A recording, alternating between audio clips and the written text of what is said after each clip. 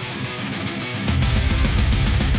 Guns! I am ridiculously excited about this build series for a number of reasons, but the two main ones are, one, we're going to take a raw forging, no, not an 80%, a raw forging, and turn that into a functional firearm together. Don't worry, YouTube, no manufacturing will be shown here on your platform.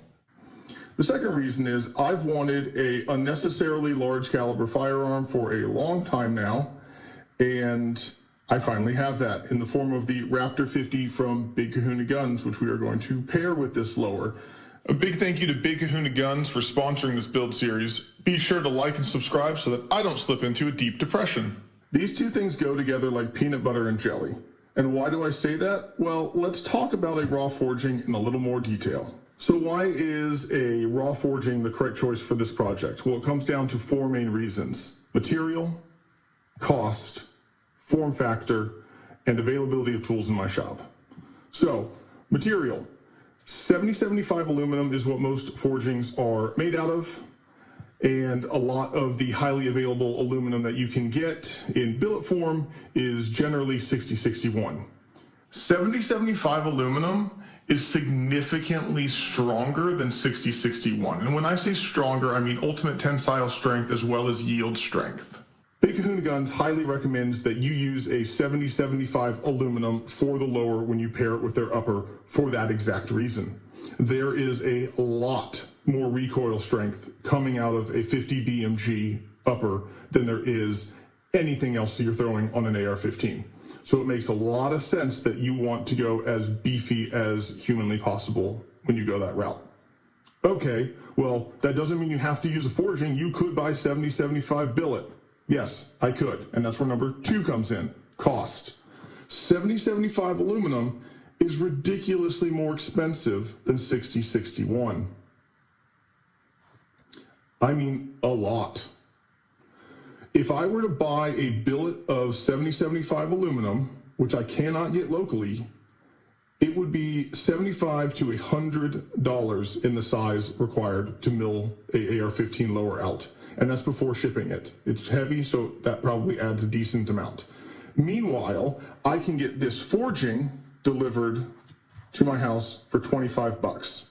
How is that possible, you say? Because aluminum is sold based on weight. And if you look at a billet, I have to have material to grab the billet that I'm not going to mill all the way into. When I flip it over, that's just going to be waste. All of this section, if it was solid, would be waste, waste, waste, waste, waste. Lots of waste in a billet that you don't have in this raw forging. So naturally, it starts out as a piece that weighs a significantly amount less than a billet. So of course it's going to be cheaper. Number three, form factor. We are doing a single shot lower to meet the needs of our project. It is a bolt action single shot upper, so it'd be kind of stupid to have a magazine well on the lower for that gun. It just wouldn't fit. It would be really just odd. So naturally, I wanted to mill something that didn't have a magazine well. Well, then I have really two choices if I'm milling it myself. I can go billet. We already decided that's not a good idea financially. Or I can go forging, because if I were to even buy an 80%, that's already milled out. So going the forging route allows me to not only not have the mag well, but also not have all the cuts for, say, the last round bolt hold open, which means nothing here. I can start deleting a lot of stuff that's unnecessary, and I can go down an aesthetic route that is more appropriate to my use case. I can delete most of this T-shape. I can delete the magwell flare. I can delete whatever this thing is called. I can delete all the last round bolt hold open stuff. No magwell. I can delete a lot of this volume and do a nice elegant curve. So this gives us a lot more freedom in a manner that is appropriate for the build that we are going to be using it for. 4, the tooling limitations of my shop. The number one thing that stops most hobby machinists at home from doing something like an AR-15 lower, like a traditional one from scratch, is actually this magwell. If you look at the geometry of it, it's got a very deep section that you have to mill with very, very tight radiused corners. Mills don't like very small diameter bits reaching down very far. They tend to want to deflect and vibrate and leave horrible surfaces or even break, explode, etc. So the way that that's traditionally done is through a process called broaching. It's basically like chiseling in metal. It's not cheap to get the equipment to do that. The cheapest I have found to be able to broach an AR-15 magwell is by Tosa Tools. It's still several $1,000s to do. And since I'm not going into production, that's just not feasible or approachable to me. I only plan on doing this one here. And again, for this one, I'm not even doing a magwell. Yet another reason to go the single shot lower route. But that limitation of the shop is really what initially drove me to this single shot lower route, and then just being able to throw a 50 BMG on it just made me giggle, and so that kind of sealed the deal.